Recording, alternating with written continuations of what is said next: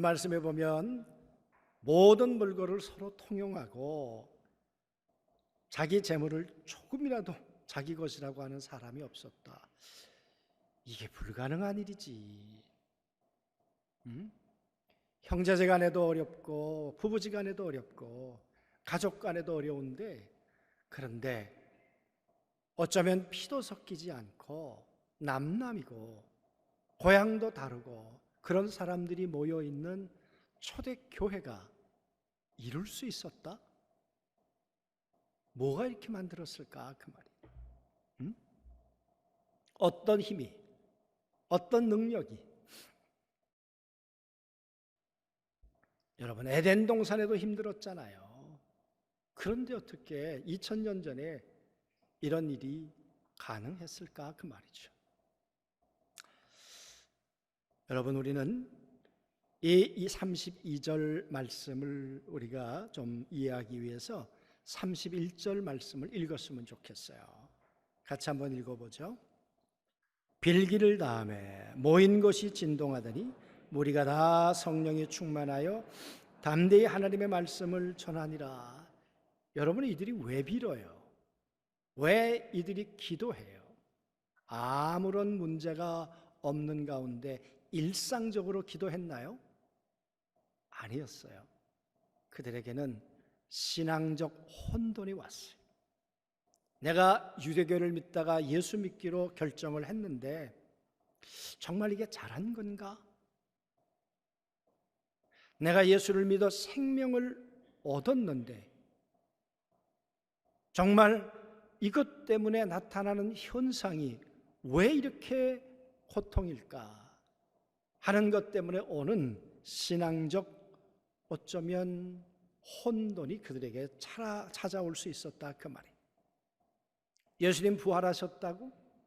그걸 여러분 우리의 신앙 고백으로, 우리가 그냥 신학적 고백으로 하는 것은 할 수 있는 거지만 정말 부활하신 주님이 우리와 함께 계신다는 증거가 없으면 어떻게 그 어려움과 그 고통을 견뎌낼 수 있겠는가, 그 말이에요.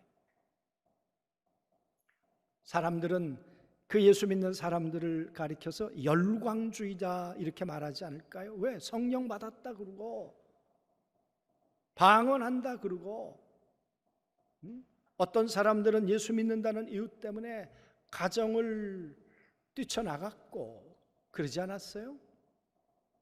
그러니 유대라는 그 공동체 속에서도 이 예수 믿는 사람들 보는 것이 곱지 않았단 말이에요.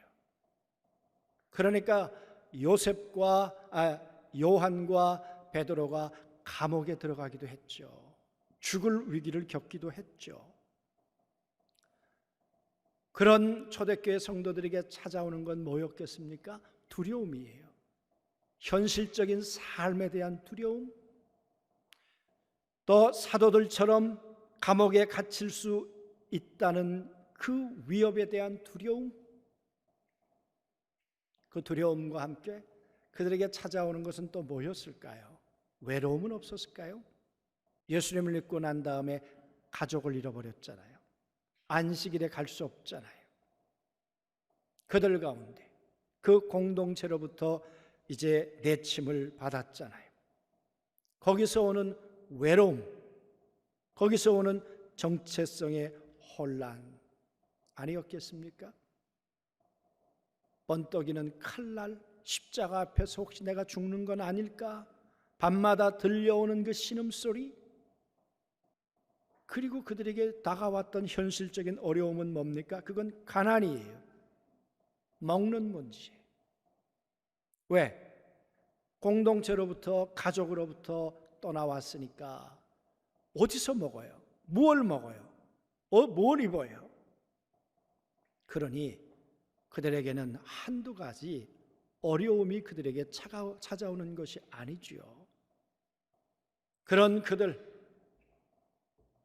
유대인으로부터 다가오는 그 위협 때문에 빌지 않으면 안 되는 현실이 그들의 모습이었다, 그 말이에요. 그렇게 빌었어요. 하나님 살아계시면 증거를 보여달라고 그렇게 하나님 앞에 외쳤어요. 그랬는데 오늘 말씀해 보니까 그 기도에 답이 왔어요. 모인 곳이 진동하더니 하나님의 성령이 모든 모여있는 사람들에게 충만하게 임했다. 그리고는 담대히 하나님의 말씀을 전하니라. 이들이 예전엔 하나님의 말씀 안 전했나요? 말씀 전했죠. 그러나 오늘 이들이 듣는 말씀이 무엇이었겠습니까? 이들이 전하는 메시지는 뭐였겠습니까? 너희들이 버렸던 예수 그리스도가 하나님의 아들이야. 나사렛 예수가 사람의 아들이 아니야. 그분이 분명히 십자가에 돌아가셨는데 무덤에 들어가셨다가 3일 만에 살아나셨어. 살아나신 그분이 하늘에 오르셨다가 지금 성령으로 우리와 함께 계셔. 여러분, 그 예수 그리스도에 대한 말씀을 듣고 있는 것이에요. 그래서 오늘 32절에 믿는 무리가 라는 말은 다른 걸 믿는 것이 아니라 하나님의 아들에 대한 믿는 믿음이 같은 무리들, 그 말이에요.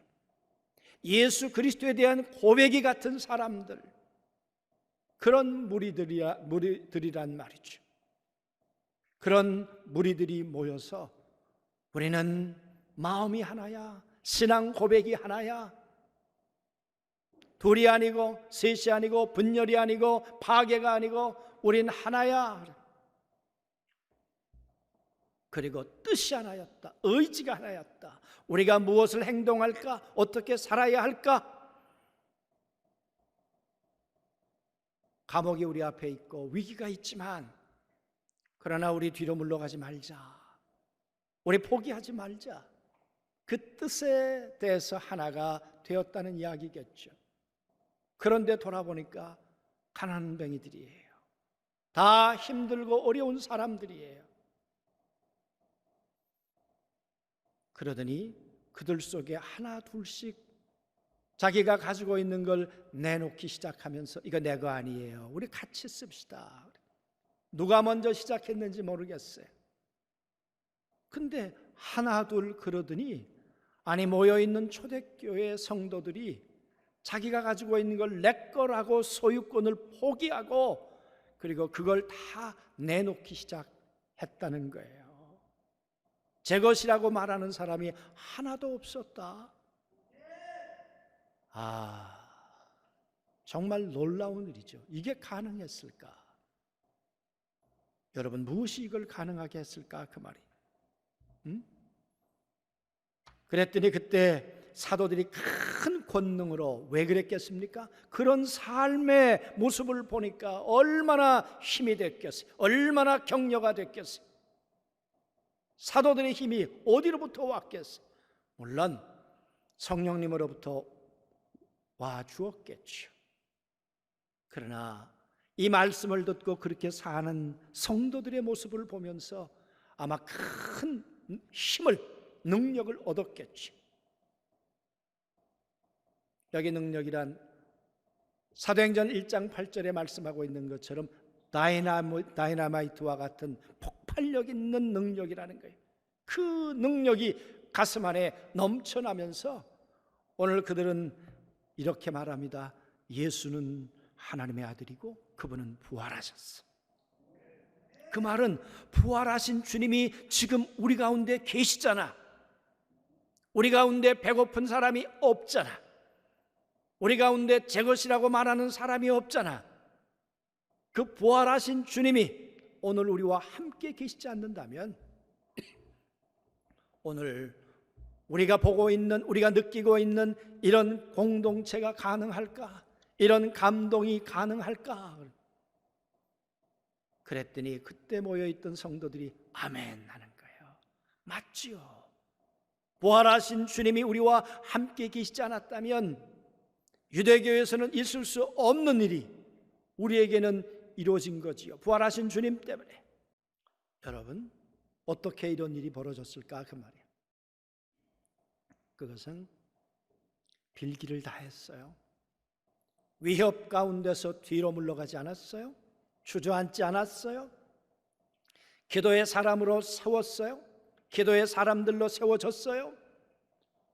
기도의 자리를 그들이 포기하지 않고 하나님 앞에 생명을 걸고 구했단 얘기예요. 그랬더니 하나님의 거룩한 성령께서 응답해 주셨어요. 하나님의 성령께서 증거가 돼 주셨어요. 여러분, 어떻게 그런 일이 가능했을까요? 하나님의 말씀이 선포되니까. 그러니까 이런 공동체를 만든 요인이 있다면 그것은 하나님의 말씀이고, 말씀을 따라 기도했고, 기도의 결과로 하나님의 거룩한 성령이 그들 가운데 임재했고 역사가 된 줄로 믿습니다. 여러분, 2000년 전의 이야기지만 아마 이 공식은 오늘 우리 안중교회도 동일하게 적용될 줄로 믿습니다. 오늘 우리 앞에 문제가 있어요. 오늘 우리 앞에 위협이 있어요. 위협이 있으니까 주저앉고, 위협이 있으니까 뒤로 물러가고, 그런 것보다 오늘 초대교회 성도들이 했던 것처럼 빌기를 다함에 천지를 지으신 하나님이시여, 당신의 손으로, 당신의 권능으로 이 모든 일들을 하나님께서 조성하시고 역사해 주시옵소서. 그렇게 빌기를 다 했다는 거죠. 오늘 우리가 그렇게 해야 된다는 거죠, 여러분. 성령님은 빌지 않는데 우리 가운데 오실까요? 구하지 않는데 우리 가운데 증거가 돼 주실까요? 아닐 거예요. 구하는 자에게 성령을 선물로 주시지 않겠는가. 구했고 성령의 충만함을 받았고, 그리고 그 성령의 충만함은 그들 가운데 감화와 감동이 됐어요. 성령님이 운행하신다는 것은 그저 성령이 우리 가운데 스쳐 지나갔어, 그 얘기가 아니라 우리의 마음과 생각 속에 그 성령님은 감동과 감화로 우리 가운데 운행하신다, 그 말이에요. 여러분, 성령의 감화와 감동, 은혜 받았어, 그걸로 때로는 끝낼 수도 있다, 그 말이에요. 그러나 초대교회 성도들은 그걸 넘어섰어요. 성령의 감동이 오지만 그 감동을 따라 산다는 것이 그렇게 쉽지만은 않은 것은, 제가 오래전 몇 해 전에 아마 그 얘기를 했을 거예요. 필리핀에 선교하러 갔다가 끝나고 마지막 날 돌아오는데 선교사님이 그러세요. 뭐라고 그러는가 하면, 현지 그 필리핀 목회자들을 전도 폭파를 보내려고 하는데 200불이 필요하다고. 근데 제 주머니에 200불이 있었거든요. 여러분, 그거 주고 왔을까요? 그냥 왔을까요? 주고 왔다고 말씀하시는 분에 대해서 굉장히 고마워요. 그런데 그냥 왔어요. 왜냐 그러면, 그만큼 줬으면 됐지 뭐 또 달라고 그래. 그런데요, 한국에 왔는데도 하나님이 그걸 포기시키질 않네요. 하나님이 즐기시네요, 성령님이. 그래, 그 돈 가지고 뭐 하려고? 안중까지 따라오시네요, 그 하나님이. 참, 그래가지고 오자마자 보냈어요. 성령의 감동은 우리의 행동을 요구하세요. 우리의 순종을 요구하세요. 여러분, 오늘 초대교회 성도들이 하나님 성령의 감동을 받았습니다 라고 그걸로 끝났는데 재산을 내놓았겠어요? 아니잖아요. 감동받은 사람들이 재산을 순종함으로 내놓았다는 거예요. 다 내어놓고 내 거 아니니까 우리 같이 씁시다, 같이 삽시다. 그랬더니 여러분, 초대교회 성도들 가운데 가난한 사람들이 있었어요. 배고픈 사람들이 있었어요. 움켜진 배를 쥐고 하루하루를 어떻게 살아갈까 고민하는 사람들이 있었는데, 오늘 여기 보니까 필요를 따라 나누어 주었다. 그 말은 필요가 있었지만 더 이상 필요한 사람이 없었더라. 왜? 사람들이 다 채우기 시작했으니까.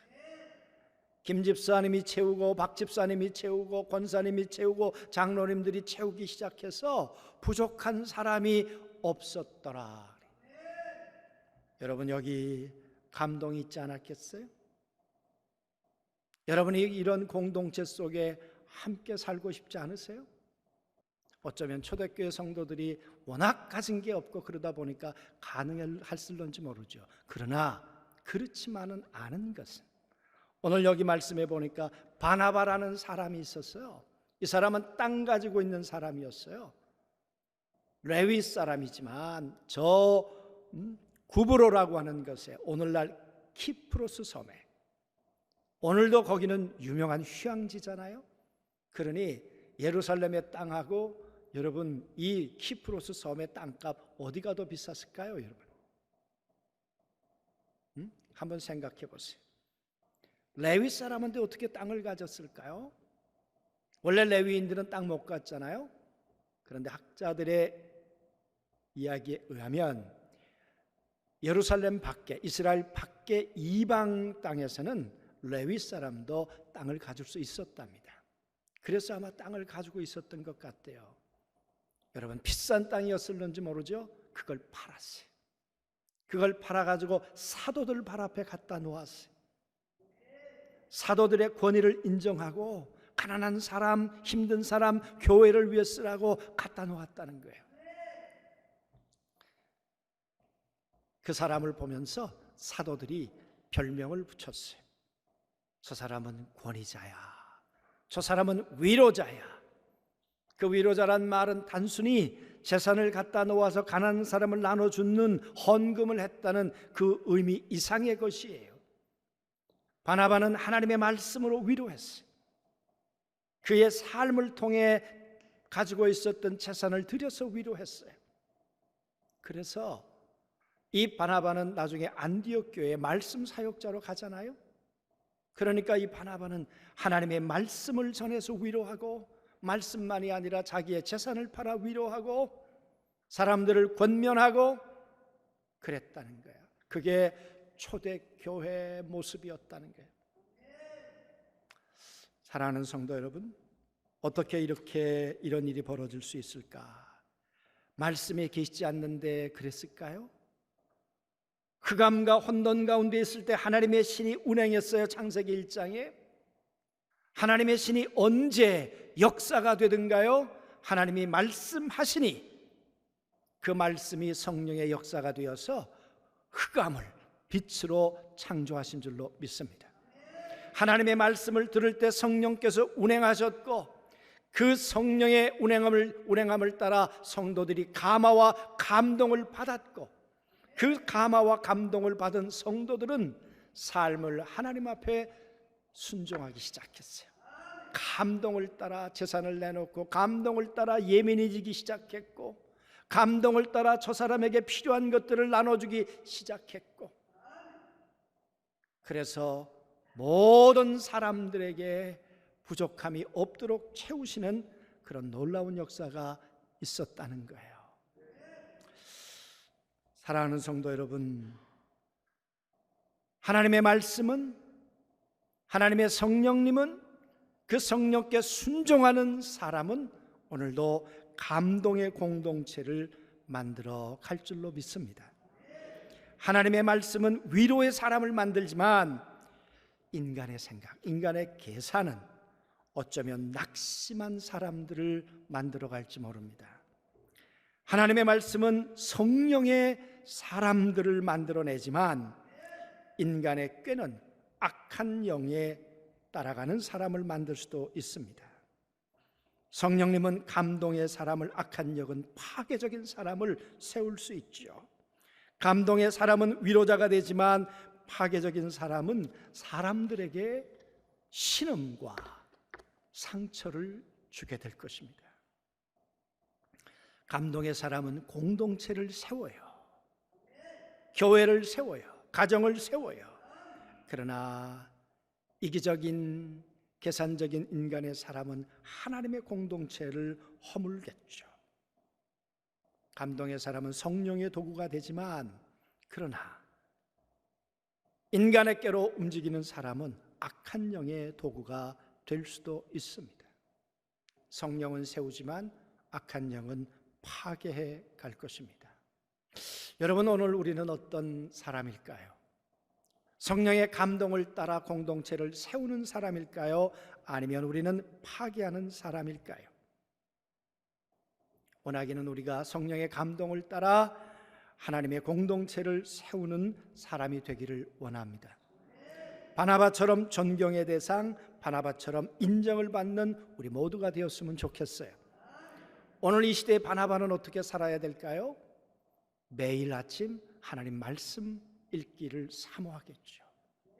매일 아침 새벽에 말씀을 듣기 위해 나오시던가, 아니면 요즘 유튜브로도 그래도 많이 참여를 해 주세요.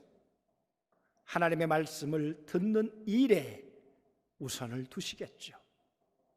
하나님의 말씀을 듣는 걸로 끝나는 것이 아니라 말씀을 듣고 성령의 감동이 내게 임할 때까지 그 말씀 앞에 머물러 있으시겠죠.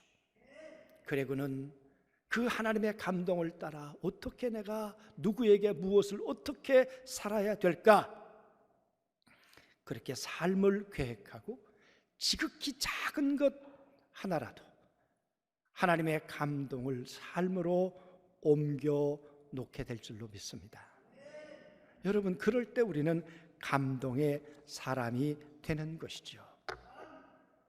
여러분, 오늘 우리 주변엔 위로가 필요한 사람, 말씀의 권면이 필요한 사람이 얼마나 많은지 모르겠어요.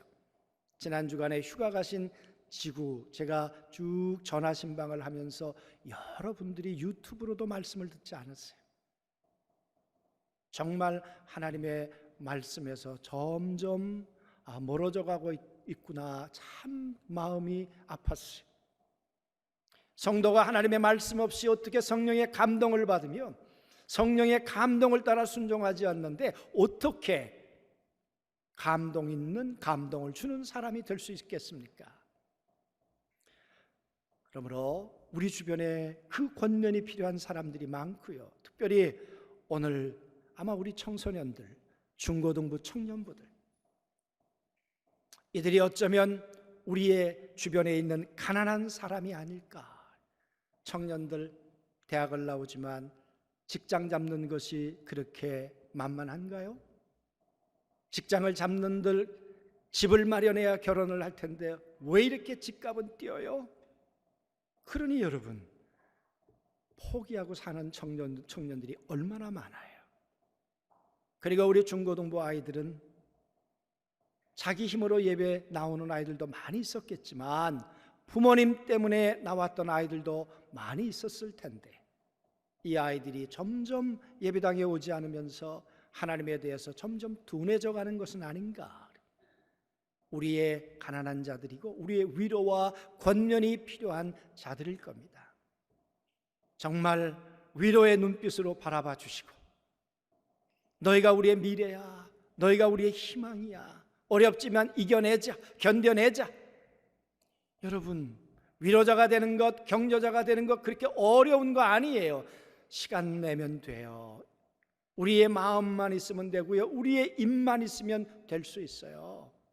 사랑하는 성도 여러분, 오늘 우리 모두가 성령의 사람이고 바나바처럼 누군가를 위로하는, 우리의 후배들을 위로하는 이 시대에 감동의 사람, 감동을 줄 수 있는 그런 사람들이 되었으면 좋겠습니다. 그럴 때 부활하신 주님이 우리 교회 안에 계시구나, 그렇게 확인하는 공동체, 파괴하는 공동체가 아니라 감동을 주는 공동체, 하나님의 은혜와 역사가 넘치는 공동체, 그 공동체가 안중교회가 될 줄로 믿습니다. 꼭 승리하는 오늘 한 주, 오늘 하루, 또 이번 한 주간 다들 되시기를 주님의 이름으로 축원합니다.